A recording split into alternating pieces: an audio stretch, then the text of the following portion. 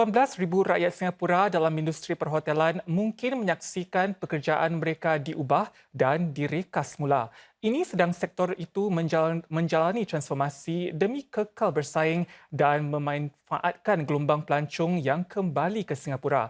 Agensi-agensi pelancongan dan tenaga kerja mendedahkan trend utama dan panduan masing-masing semasa satu persidangan tenaga kerja perusahaan siang tadi. The first one, technology as a key growth enabler. Second, rising environment consciousness, intensifying scrutiny of the industry's sustainability commitments. And third, the changing, evolving workforce profiles and your workers' aspirational needs, their expectations, their concerns. Hampir separuh daripada 87 jenis pekerjaan sedia ada dijangka direka semula agar memanfaatkan teknologi. Peranan-peranan lain mungkin digabungkan agar para pekerja boleh dilatih untuk mendapatkan kemahiran-kemahiran baru. Malah, jawatan-jawatan baru juga mungkin dicipta termasuk spesialis kemampanan dan penganalisis kecerdasan perniagaan. Sekitar 3 daripada setiap 10 hotel di negara ini sudah pun melahirkan iltizam untuk melaksanakan strategi tersebut. Para pesakit barah boleh mendapatkan rawatan yang lebih tersusun di Pusat Barah Nasional Singapura atau NCCS yang baru. Setinggi 24 tingkat, ia adalah 5 kali lebih besar daripada bangunan lama. Kapasiti klinik yang ditambah turut bermakna ia dapat merawat lebih ramai pesakit. Ini sedang 1 daripada 4 penduduk Singapura dijangka menghidapi salah satu bentuk barah semasa hayat mereka. Pusat NCCS yang baru adalah hub sehenti bagi rawatan penyakit barah yang kompleks. NCCS menyediakan khidmat yang menyeluruh dari pencegahan kepada pemulihan serta rawatan paliatif. Kesemua khidmat itu bermula sepenuhnya sejak Mac lalu bagi memudahkan para pesakit. Berucap di majlis perasmian NCCS yang tadi, Timbalan Perdana Menteri Lawrence Wong menekankan lebih banyak sumber telah diperuntukkan bukan saja untuk merawat pesakit, malah untuk mencegahnya sejak dari awal. DPM Wong juga akur tahap rawatan penyakit barah telah meningkat dengan banyak. Since the early 1990s, cancer survival rates measured 5 years after the first diagnosis has increased by close to 75%. So getting cancer today is no longer the death sentence it once was, especially if the cancer is detected early. And with more medical advances, I have no doubt that things will improve further. Memanfaatkan teknologi kesihatan, kemudahan penyelidikan lebih besar dan ketersediaan rawatan tercanggih untuk barah. Pusat Nasional terbaru khusus bagi merawat penyakit barah yang kompleks ditingkatkan bagi memenuhi keperluan jagaan kesihatan masa depan serta akses kepada rawatan untuk semua penduduk Singapura. Roda mula bergerak bagi pembantu khas ini.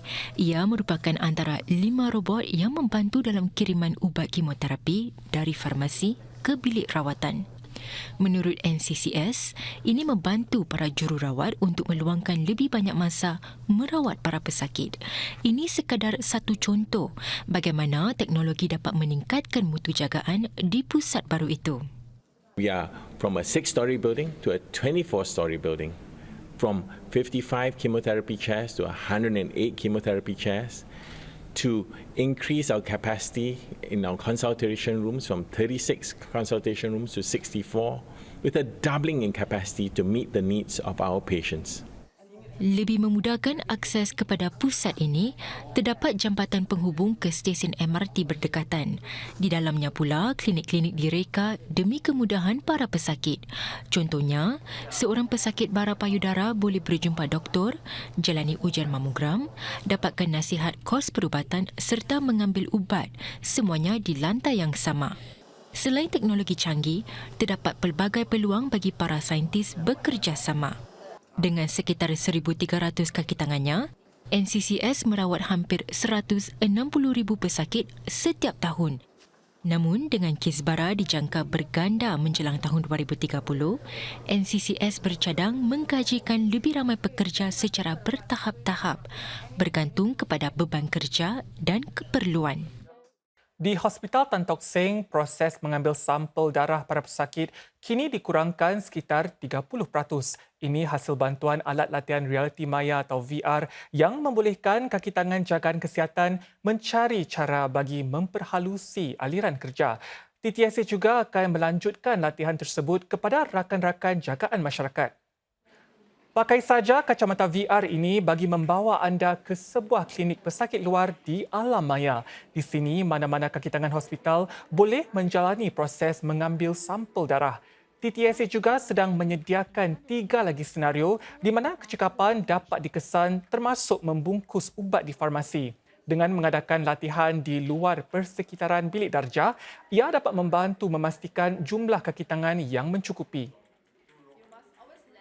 Para anggota parlimen dari Parti Tindakan Rakyat PAP dan Parti Pembangkang Parti Pekerja WP mengemukakan beberapa pertanyaan parlimen berkaitan 2 rumah banglo di 26 dan 31 Rideout Road. Rumah-rumah banglo itu disewakan kepada Menteri Undang-Undang Berangkap Menteri Ehwal Dalam Negeri K. Shanmugam dan Menteri Ehwal Luar Dr. Vivian Balakrishnan. Menurut penguasa tanah Singapura SLA, Encik Shanmugam dan Dr. Balakrishnan telah membuat bidaan melebihi panduan sewa bagi rumah banglo kolonial. Proses penyewaan itu juga tambah SLA dilakukan dengan mematuhi sepenuhnya prosedur-prosedur relevan yang ditetapkannya. Menulis di Facebooknya hari ini, APPAP Bukit Batok Murali Pilih menarik perhatian bahawa laporan-laporan berkaitan perkara itu telah menimbulkan pertanyaan oleh orang ramai. Encik Murali berkata, beliau akan mengajukan soalan mengenai langkah-langkah yang diambil untuk memasarkan, menyewa dan memperbaharui tempoh sewa bagi rumah banglo di 26 dan 31 Rideout Road itu apabila Parlimen bersidang pada Julai depan. APPAP Choa Zulkarnain Abdul Rahim pula berkata, beliau akan mengajukan pertanyaan mengenai keadaan bagaimana hartanah itu disewakan kepada kedua-dua menteri tersebut. Seorang lagi APPAP iaitu Sitoh Yipin pula akan bertanya tentang prosedur-prosedur operasi penyewaan standard dan sama ada pihak berkuasa mematuhinya apabila menyewakan hartanah negara itu Rideout Road kepada Encik Shanmugam dan Dr. Balakrishnan.